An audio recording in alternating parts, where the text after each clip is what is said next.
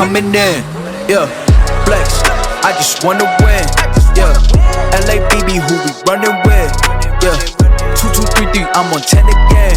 Yeah. Hey, what's up, guys? This is Elo Speaks back here on another video. So in this video topic, I wanted to talk about Kyrie Irvings and him being cleared to play at Nets home games against opposing teams on the remaining schedule. I wanted to talk about this because I want to give slight credit to Kyrie Irvings. I wasn't too sure how to feel about Kyrie Irvings sitting out home games. I understand that they had a COVID vaccine mandate and that he needed to take the vaccine in order to play on road games, especially that, his team was in title contention, and I had no problem with him not opting not to take the vaccine. But more importantly, I wanted to support Kyrie on the decision because he had free right to not want to take that vaccine for whatever reason, whether it was religious, personal, whatever. That was his choice, and I support that choice. My problem was the whole media backlash that came behind it, of him not taking the vaccine for whatever reason. He was getting constantly attacked in the media because of it, and I felt like that was not right. And again, for whatever reason that he didn't want to take it, that was his choice, his decision, and he has all rights to that decision, and nobody should be able to force that decision upon him. So I want to give Kyrie Irving a lot of respect. He held to his guns.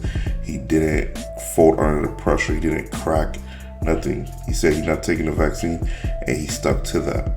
Now, moving forward, I'm not sure how long this mandate that's lifted is gonna hold, but for right now, Kyrie Irving is going to be playing on home games and road games moving forward.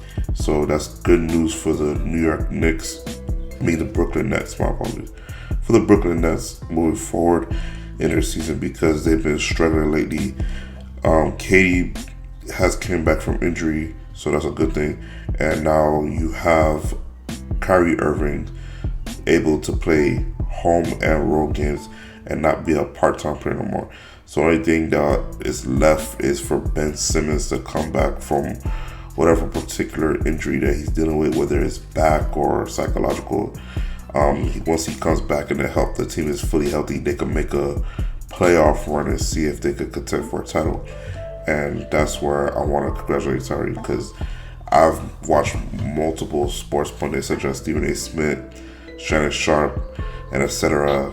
bash Kyrie ad nauseum because he refused to take the vaccine, and then they want to be coy about it and say, "Oh, we respect his decision," but yet you keep going off on him, excoriating him for no reason because he didn't want to take the vaccine. But again, and that's your opinion that he should take the vaccine. There's people who say he should take the vaccine. There's people who say he shouldn't take the vaccine. I'm in between. I think you do what's best for you. If you feel like taking this vaccine is great for you, do it. If you feel like you don't want to take this vaccine, that's also great too. But for me to criticize you for not taking a vaccine, what Stephen A. Smith has been doing, then that's where I have the problem, because that's not your call to make. Yes, the Brooklyn Nets were title contenders and title favorites to win the season, and yes, Kyrie did complicate and compromise the season to some degree, missing all those home games, and then with Kevin Durant's injury that added more complications to the factor, and then on top of that, James Harden requesting to get traded along with that, so that made it a whole disaster. I have no problem saying that dealing with Kyrie Irving is a whole mess, but once he's on the court and he's playing and he's able to play, he's a force of nature, and he has one of the best handle skill sets that I've ever seen in the NBA, up there with Allen Iverson, etc. But again, he's able to play now. They're currently in the 9th seed in the Eastern Conference, or they're in the 8th seed right now. They just lost to the Hornets, so that's gonna has some problems right now. So they got to basically win the remaining games out, so that way they can stay in the playoff seeding. Most chances are they're going to be in the play-in tournament, so they're going to have to go against the Charlotte Hornets moving forward in the play-in tournament. So I don't know how that's going to go down. I could see them beating the Hornets in a game, but knowing when it comes to the play-in tournament, it's one and done. So anything can happen, which kind of brings some type of excitement to the play-in tournament. But again, if they, let's just hypothetically say they hold on to the 8th seed and beat the Hornets moving forward, they're going to have to go against the Miami Heat in the first round, and that's going to be a tough out. I understand that the Miami Heat are going through tough issues right now, but still, it's going to be a tough out. But I don't know. That's a coin flip, because I mean, it's easy to say that the Miami Heat could win this series, but again, the Nets just have so much talent on their team that if Ben Simmons comes back, that's going to add a whole mix of problems for the Miami Heat to have to deal with. So then after that, they're going to have to deal with the Sixers. That's number 2 in the East. They have to deal with the Bucks. That's number 3. Then it's Celtics, and then it's Bulls, and then it's Raptors. When it came to the Cavaliers were number 4 in the Eastern Conference, and then they just fell. Like, they just started falling. I don't know what happened to them. They were like 4 or 6 in the last 10 games. I don't know what's going on with them, but so far the Nets have a tough climb ahead of them moving forward. But again, it's going to be tougher if they don't win out the next games moving forward. They have the Pistons today, so they should be able to win that game. Then after that, Thursday, they're going to go up against the Bucks. That's going to be a tough outing. Then they got to go up against the Hawks, another tough game. And then they got to go against the Rockets, which is a winnable game at home. And then they're going to go up against the Knicks, who they should be able to beat. Then it's Cavs, and then they finish off the season with the Pacers. Now, since Kyrie Irvings is going to be there for majority of those home games, they got to get their chemistry and act in order so they could finish strong and then see if they could go on a playoff push so that way they could contend for a title. But again, I wanted to make this video because Kyrie Irving is clear to play.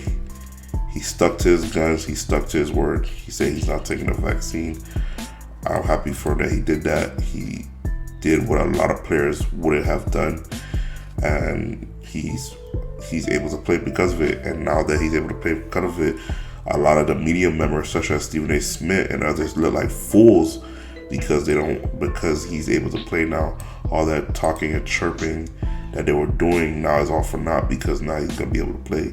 Granted, you could say it's because of the MLB and etc. Yeah, you could say that, but still, nonetheless, he's able to play, and that's great for the UFC moving forward. So that's my thoughts and opinions on the matter. Let me know yours down in the comment section down below. This is Edo Speaks out.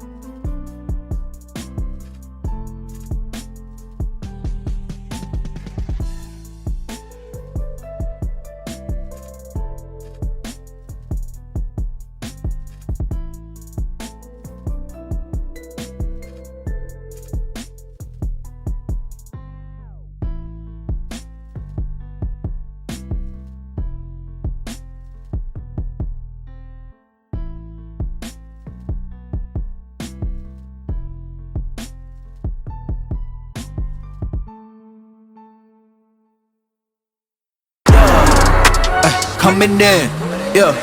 Flex, I just wanna win, yeah. LABB, who we running with, yeah. 2, 2, 3, 3, I'm on 10 again.